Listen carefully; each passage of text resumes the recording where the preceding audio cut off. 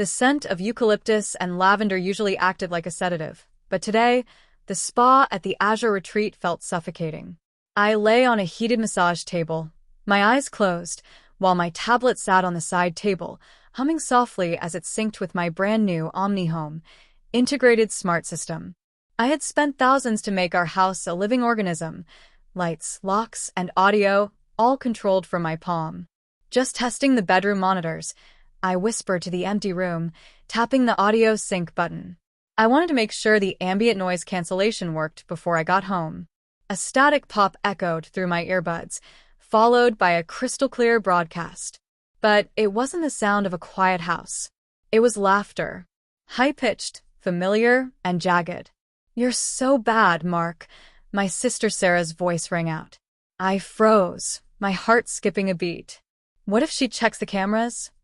"She won't," my husband Mark replied, his voice dripping with a lazy arrogance I didn't recognize. "Cassie is too busy getting pampered to care about what's happening in her own bed. Besides, I've got the glitch set up. If she logs in, it just shows a loop of the empty hallway." I sat up abruptly, the white towel sliding off my shoulders. My breath hitched. They were in my bedroom. Our bedroom. "I can't believe we've been playing house for over a year right under her nose," Sarah giggled. I could hear the rustle of silk sheets, my favorite sheets. "She really has no idea, does she?" "She's a sweet girl, Sarah, but she's blind," Mark said. I could hear the sound of a glass clinking. He was drinking my vintage scotch. "She thinks I'm the perfect candidate for the city council. She doesn't realize she's just the bankroll for my campaign. Once I win, and the optics are right, we'll find a way to get her out of the picture. A quiet divorce, a generous settlement, or maybe something more permanent if she gets difficult." "You better," Sarah hissed. "I'm tired of being the sister who visits on weekends. I want this house, Mark. I want her life." I ripped the earbuds out, my vision blurring with hot, stinging tears. My skin, once warm from the spa treatment, turned to ice. My husband, my sister, my life was a stage play, and I was the only one who didn't know the script. I didn't call. I didn't text. I threw my clothes on and sprinted to the parking lot. The sky was a bruised purple, and as I pulled my SUV onto the highway, the heavens opened. A torrential downpour turned the world into a gray, shimmering mess. I drove like a woman possessed. I had to see it. I had to scream at them. I had to rip the mask off Mark's perfect candidate face. By the time I pulled into our long, winding driveway, the wind was howling. I saw the lights on in the master bedroom. I burst through the front door, soaking wet and trembling. "Mark, Sarah," I screamed. They met me at the top of the stairs. Sarah was wearing my silk robe, her hair disheveled. Mark stood beside her, his face shifting from shock to a terrifying, cold calculation. "Cassie, you're supposed to be at the retreat," Mark said, his voice dropping an octave. He didn't look guilty. He looked like a man whose investment was at risk. "I heard you," I choked out, holding up my tablet. "I heard everything. The glitch, the year of lying, the campaign, the permanent solution. I'm calling the police. I'm calling the press. Your political career is over, Mark." "Cassie, honey, you're hysterical," Mark said, taking a slow step down the stairs. "You're tired. The storm is getting to you. Stay away from me," I yelled. I turned and ran back into the rain. I needed to get to the main road. I needed to find anyone who wasn't a monster. I scrambled into my car and floored it. I saw his headlights in my rear-view mirror almost instantly. He was chasing me in his sedan. The mountain road was slick, the curves dangerous even in dry weather. "Stop the car, Cassie," he screamed over the Bluetooth, which was still synced. "Never," I sobbed. Suddenly, a massive jolt sent my car fishtailing toward the edge. He had rammed me. He didn't want to talk. He wanted to silence me. The guardrail snapped like a toothpick. For a second, there was weightlessness. Then, the sickening crunch of metal and the cold, dark embrace of the river below. My last thought was of the tablet, still glowing on the passenger seat, broadcasting the sound of Mark's heavy breathing. I woke up with a violent jerk, my lungs burning as if they were still filled with river water. I gasped, clutching my chest, expecting to feel the jagged metal of the steering column. Instead, I felt soft, cool cotton. I was in my bed. The sun was streaming through the windows, bright and unapologetic. I sat up, my heart hammering against my ribs. "Mark," I whispered, my voice trembling. "In here, babe." Mark's voice called out from the hallway. It was the same voice, warm, cheerful, and utterly fake. I looked at my nightstand. My phone screen lit up with a notification. March 12th. My blood turned to ice. March 12th. This was 3 months before the crash. This was the day the Omni Home technicians were scheduled to arrive. A knock sounded at the bedroom door. "Hey, the tech guys are here to install that smart home system you wanted," Mark said, leaning against the doorframe. He looked exactly the same. The expensive sweater, the perfectly styled hair, the eyes that never quite reached his smile. "You okay? You look like you saw a ghost." I had a nightmare," I said, my voice sounding foreign to my ears. I forced myself to breathe. I couldn't let him see. I had to be the sweet, blind girl he thought I was. "Well, get up and shake it off," Mark said, blowing me a kiss. "I've got a meeting with the donors at 10. Big things are happening for the campaign, Cassie. This is our year." "Yes," I whispered, watching him walk away. "Our year." I waited until I heard his car pull out of the driveway before I collapsed back onto the pillows. It wasn't a dream. The memory of the water, the betrayal, and the cold was too vivid. I had been given a chance to rewrite the ending. I walked downstairs to find the technician, a young man in a blue jumpsuit, tinkering with the hub in the kitchen. "Almost done, Mrs. Thorne," he said. "Everything is synced to your tablet. You can listen into any room, check any lock. It's the ultimate security."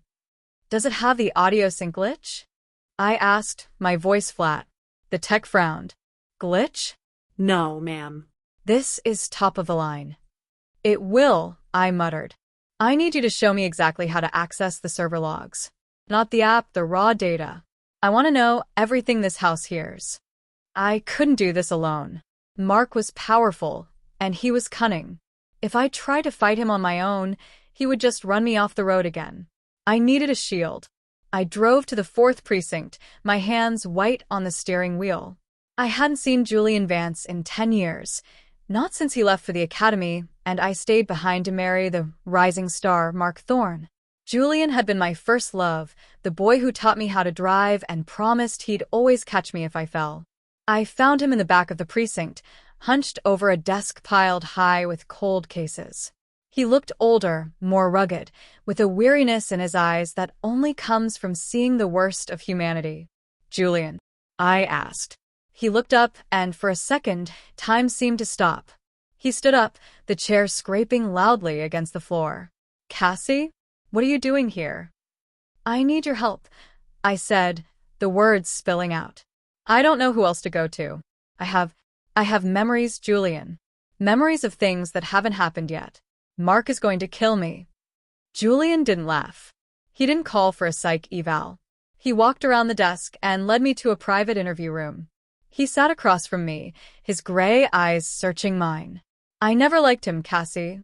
He's too polished. Too perfect. Nobody is that clean. Now, tell me everything. Start from the beginning." I told him about the smart home glitch, about Sarah, about the campaign launch, and about the embankment. I told him about waking up this morning. Julian leaned back, his jaw tight. "It sounds like a sci-fi movie, Cassie. If I tell my captain this, they'll take my badge." "But you believe me," I said. Julian reached across the table and covered my hand with his. His grip was warm, solid, and safe. "I've spent 10 years watching you from afar, wondering if you were as happy as you looked in the papers. My gut has been telling me for a year that something was off with Thorne. I don't care how you know. I just care that you're here now." He leaned in, his voice a low, dangerous whisper. "So, who do we take down first?"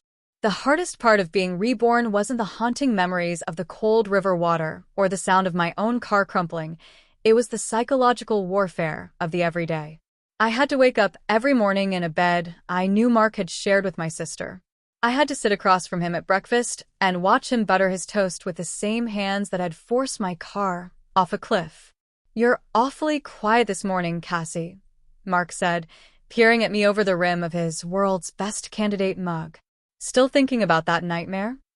"Just a bit of a headache, Mark," I said, forcing a small, weary smile. I kept my eyes on my coffee, afraid that if I looked at him too long, the white-hot rage in my soul would leak out. "The campaign launch is just around the corner. I think I'm just nervous for you." "Don't be," he said, reaching across the table to squeeze my hand. His skin felt like a reptile's to me now. "Everything is falling into place perfectly." He didn't know how right he was.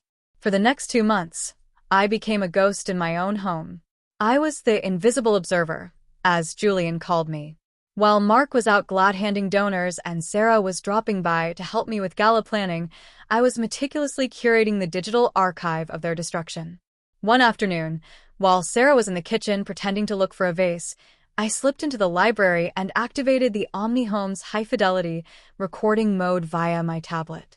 I saw them on the hidden security feed. They thought they were safe because I was supposedly at a fitting for my gala gown. "She's getting suspicious, Mark," Sarah hissed, her voice echoing through my tablet speakers. "She looks at me like she's seeing through me." "We should move the timeline up." "Relax, Sarah," Mark said. I watched him pull her into a kiss, a sight that once would have shattered me, but now only fueled my resolve. "The waterfront project deal with Steiner goes through tomorrow. Once that money hits the shell account you set up, we're golden. Cassie is just a placeholder now. Let her have her little parties. It keeps her occupied." I recorded every word. I felt like a spider weaving a web of silicon and sound. That night, I met Julian in the back of a rain-slicked parking lot behind an old library. The air was cold, but sitting in his unmarked cruiser felt like the only warm place in the world. I handed him the latest flash drive. "You're doing great, Cassie," Julian said, his voice a low, grounding rumble. He plugged the drive into his laptop. As the audio of Mark's bribery deal played back, Julian's jaw tightened. "This is it. This Steiner guy is a known union fixer. If Mark is taking contributions to fast-track zoning permits, that's not just an affair, that's a federal racketeering charge." "And Sarah?" I asked, looking at the profile of the man who had stayed loyal to a memory for 10 years. "She's the bagman," Julian said, turning to look at me. The glow from the laptop highlighted the intensity in his eyes. "She's the one moving the money through a fake interior design firm. We don't just have an unfaithful husband, Cassie. We have a criminal conspiracy." He reached out, his hand hovering over mine before he finally took it. His touch was the complete opposite of Mark's. It was honest, heavy, and protective. "The gala is in 48 hours, I whispered. "Are we ready?" "The digital bomb is primed," Julian said, his grip on my hand tightening. "I've cleared the path with a few trusted contacts in the tech booth at the hotel. When Mark stands up to give that speech about family values, the whole world is going to hear who he really is. Are you sure you can handle being on that stage when it happens?" "I've already died once, Julian," I said, a dark, crystalline edge to my voice. "Watching him fall is going to be the easiest thing I've ever done." "Then let's give him a night he'll never forget," Julian said. The 24 hours leading up to the gala felt like a slow-motion car crash, ironic, considering that was how my first life ended. The house, which I had once seen as a sanctuary of modern convenience, was now a labyrinth of traps and glass. Every time the OmniHome voice chirped a friendly "Welcome home, Mark," I felt a cold shiver race down my spine. I was sitting in the sunroom, ostensibly reviewing the guest list, but my eyes were glued to the encrypted partition on my tablet. The digital bomb was a masterfully edited file. It didn't just contain the audio from this timeline. Julian had helped me stabilize the corrupted files I brought back in my mind, transposing the future betrayals over current evidence of their financial crimes. "You've been staring at that screen for an hour, Cassie," Mark said, his voice slicing through the silence. I jumped, nearly dropping the tablet. He was standing in the doorway, silhouetted by the hallway light. He wasn't wearing his usual politician's grin. His brow was furrowed, and his eyes were dark with a burgeoning suspicion. "Just making sure the seating chart is perfect, Mark," I said, my heart drumming against my ribs. "I don't want the Steiner family sitting too close to the press. You said we needed to be discreet." Mark walked into the room, his footsteps heavy on the polished wood. He sat on the edge of the chaise lounge, too close for comfort. "You've been acting different lately, Cassie. Distant. And the smart system has been acting up. The logs show someone accessing the raw data from the server at 3 a.m. That was me. I lied instantly, my voice barely a whisper. I couldn't sleep. I was checking the perimeter cameras. I've been nervous after that nightmare I told you about. I keep thinking someone is following us." Mark tilted his head, his gaze boring into mine. "Following us? Or following you? What do you mean?" I asked. "I saw a car parked at the end of the driveway last night," he said, his voice dropping to a low, dangerous rumble. "A dark sedan. It looked like a police interceptor. You wouldn't know anything about that, would you?" My breath caught. "Julian. He must have stayed too long after our last drop." "I have no idea, Mark," I said, standing up to create distance. "Maybe it's just security for the neighborhood? With your campaign gaining traction, people are bound to be curious." Mark stood up as well, his presence towering and suffocating. He reached out and grabbed my wrist, not with the gentle squeeze of a husband, but with the firm grip of a captor. "If I find out you're hiding something from me, Cassie, if you're trying to sabotage this launch." "Sabotage it?" I interrupted, injecting a dose of fake hurt into my voice. "Mark, I've given everything for this. My inheritance, my time, my life. Why would I ruin the very thing that's supposed to secure our future?" He stared at me for a long, agonizing beat. Finally, his grip loosened. The mask of the perfect candidate slid back into place, but the cracks were visible. "Just make sure you're ready tomorrow. Wear the white dress. Look like the woman the voters want to protect." "I'll be exactly what they need to see," I promised. As soon as he left the room, I retreated to the bathroom and locked the door. I pulled out my phone and sent a frantic text to Julian. "He's suspicious." He saw the car. "Move to the hotel early. I'm going dark until the stage." A moment later, a reply came. "I'm already in the tech booth. The Omni feed is hardwired. Just get through the door, Cassie. I'll do the rest." I looked in the mirror, watching the color return to my face. In my first life, I had run from him in a storm. In this life, I was the storm. The grand ballroom of the Plaza Hotel was a cavern of shimmering gold leaf and crystal, vibrating with the low hum of 500 of the city's most influential people. I stood in the dressing room behind the stage, staring at my reflection. The white silk gown draped over my frame like liquid moonlight, pure, virginal, and utterly deceptive. To the donors outside, I was the devoted wife, the stabilizing force behind the man who would save the city. To Mark, I was a trophy. To myself, I was a ghost holding a detonator. A soft knock sounded on the door, and Sarah slipped inside. She was wearing a midnight blue gown that clung to her every curve, her eyes bright with a feverish excitement. She looked at me in the mirror, and for a second, I saw the ghost of the woman who had laughed in my bed. "You look breathtaking, Cassie," Sarah said, stepping behind me to adjust a stray lock of my hair. Her touch made my skin crawl, but I didn't move. "Mark is so proud of you. Tonight changes everything for all of us." "It certainly does," I said, my voice sounding eerily calm. "I was just thinking about that night at the spa. How much things have changed since then." Sarah's hand stilled for a fraction of a second. She met my eyes in the reflection, her smile faltering just slightly. "The spa? That was months ago, honey. Why are you thinking about that now?" "Just realizing how much can happen when you aren't looking," I said, turning to face her. I picked up my clutch from the vanity, feeling the small, rectangular weight of the remote nestled inside. "Where's Mark?" "He's with the campaign manager, doing a final run-through of the speech," Sarah said, regaining her composure. She checked her watch. 5 minutes until the introduction. We should get to the wings.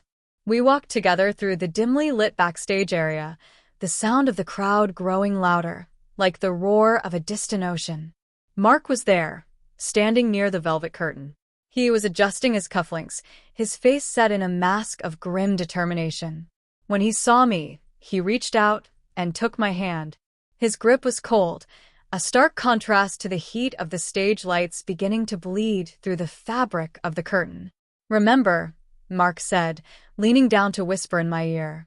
"When I finish the introduction, you step out, wave, and stand to my left. Don't speak.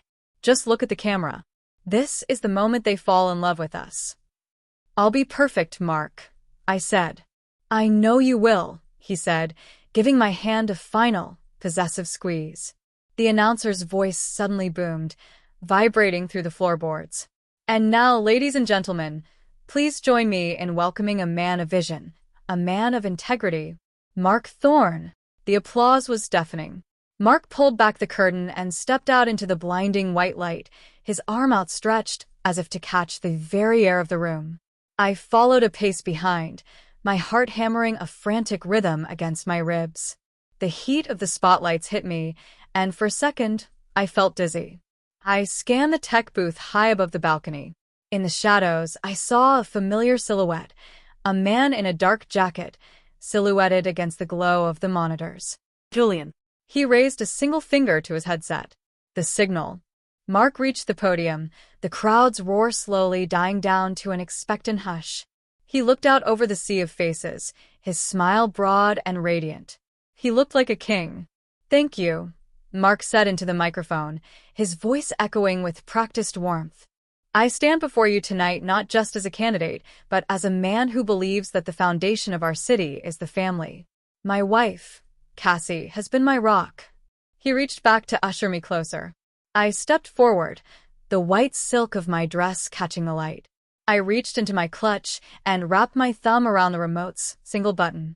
"Before I share my vision for the future," Mark continued, "I want to show you the heart of this campaign." He signaled to the AV team. I looked at the giant screen behind him, and my hand tightened on the remote. This was the moment. The future, I remembered, was about to collide with the present I had created. "Ready," I whispered, a sound only I could hear. I pressed the button. The giant LED screen behind Mark didn't flicker with images of sun-drenched parks or handshakes in the community center. Instead, it blossomed into a grainy, high-definition view of my own master bedroom. The silence that swept through the ballroom was so absolute it felt physical, like a sudden drop in cabin pressure. "I can't believe we've been playing house for over a year right under her nose," Sarah's voice rang out. It was amplified by the $1 million sound system, every giggle and every rustle of the silk sheets echoing off the gold leaf ceiling. Mark froze. He didn't turn around at first. He just stared into the blinding white of the spotlights, his jaw hanging open, his hand still resting on the mahogany podium. "She's a sweet girl, Sarah, but she's blind," Mark's voice followed, dripping with a condescending pity that made the donors in the front row gasp. "She's just the bankroll. Once the optics are right, we'll find a way to get her out of the picture." I stood perfectly still, the remote still gripped in my hand inside my clutch. I watched the color drain from Mark's face until he was the color of ash. He finally spun around, staring at the massive screen where Sarah was now seen draped in my favorite robe, laughing as she counted a stack of cash, the Steiner bribe. "Turn it off," Mark screamed, his voice cracking. He lunged toward the edge of the stage, shouting at the technicians he thought were under his thumb. "This is a hack. This is a deepfake. Turn it off now." But the video shifted. It showed the ledger Sarah had been keeping, the shell company names, and finally, the recording Julian and I had meticulously restored, the audio of Mark discussing my disposal near the embankment. I stepped up to the second microphone, my voice steady and crystalline. "It's not a hack, Mark. It's the house. Remember? You told me I was blind. But the house has eyes. And it has ears." The ballroom descended into a cacophony of camera shutters and shocked whispers. Sarah, who had been standing in the wings, tried to bolt toward the exit, but she was met by 2 uniformed officers. "Cassie, you're insane," Mark yelled, turning back to me, his eyes wide with a murderous desperation I remembered all too well. He took a step toward me, his hands curling into fists. "You've ruined everything. Do you have any idea what you've done?" "I've saved my life, Mark," I said, leaning into the mic so every person in that room could hear me. "And I've exposed yours. You didn't just betray me. You betrayed every person in this room who believed your lies." Julian stepped out from the shadows of the tech booth's access stairs. He looked formidable in his detective suit, his silver badge gleaming under the stage lights. He didn't look at the crowd. He looked only at me. A brief, reassuring nod passed between us before he turned his attention to Mark. "Mark Thorne," Julian said, his voice a calm, authoritative boom that cut through the chaos. "You're under arrest for racketeering, bribery, and conspiracy to commit a felony. Step away from your wife and put your hands where I can see them." Mark looked at Julian, then at the police, then at the 500 people recording his downfall on their phones. The perfect candidate was gone. In his place was a small, cornered man. He didn't go quietly. He screamed obscenities as the zip ties were tightened around his wrists, but I didn't hear them. I was already walking toward the back of the stage. Julian met me at the curtain. He didn't say anything at first. He just wrapped his coat around my shivering shoulders and led me into the cool night air of the alleyway. "It's over, Cassie," he said, his voice soft. "He's never going to touch you again." "I know," I said, looking up at the stars. For the first time in 2 lifetimes, I could breathe. 6 months later. The morning sun hit the water of the bay, turning the waves into shattered diamonds. I sat on the deck of my new house, a simple, sturdy place with manual locks and no smart system in sight. Julian came out through the sliding glass door, 2 mugs of coffee in his hands. He looked more relaxed than I'd ever seen him. He'd taken a leave of absence from the force, and we had spent the summer traveling, letting the noise of the trial fade into the background. "Mark's sentencing came through this morning," Julian said, handing me a mug. 25 years for the racketeering and the Steiner deals. Sarah got 10 for her role in the money laundering. "Do they still blame each other?" I asked. "Every chance they get," Julian said, sitting down beside me. He took my hand, his thumb tracing slow circles over my knuckles. "But they're yesterday's news, Cassie. What about today?" I leaned my head on his shoulder, closing my eyes. The memories of the cold river and the screeching tires were finally fading, replaced by the warmth of the sun and the steady beat of the heart next to mine. "Today is perfect," I said. "And I don't need a tablet to tell me that." The morning of my wedding was remarkably, wonderfully quiet. There were no chirping smart hubs to announce the weather, no synchronized lighting schedules to simulate a perfect dawn, and no invisible microphones buried in the crown molding. There was only the sound of the wind through the pines and the rhythmic lap of the lake against the dock. I stood in front of the antique oak mirror in the cottage, pinning a simple sprig of baby's breath into my hair. I wore a white dress again, but this one was different. The gown I wore to Mark's gala had been a weapon, a shroud of silk designed to deceive. This dress was light, airy cotton and lace, meant for dancing on grass and breathing deep, clean air. A soft knock at the door, a real, physical knock, made me smile. "Come in," I said. Julian stepped inside. He had traded his detective's blazer for a linen suit the color of the sand. He looked at me, and for a moment, he didn't say anything. The intensity in his eyes wasn't the wary, protective gaze of a man guarding a witness. It was the look of a man who had finally reached the end of a very long journey. "You look," he trailed off, shaking his head with a laugh. "I'm a detective. I'm supposed to be good with words. But I'm coming up empty, Cassie." "You look pretty good yourself, Detective Vance," I said, walking over to him. I rested my hands on his chest, feeling the steady, uncomplicated beat of his heart. "No last-minute cold cases?" "I've officially retired from the saving Cassie business," he murmured, leaning down to rest his forehead against mine. "I'm looking forward to the being happy with Cassie business. It has much better hours."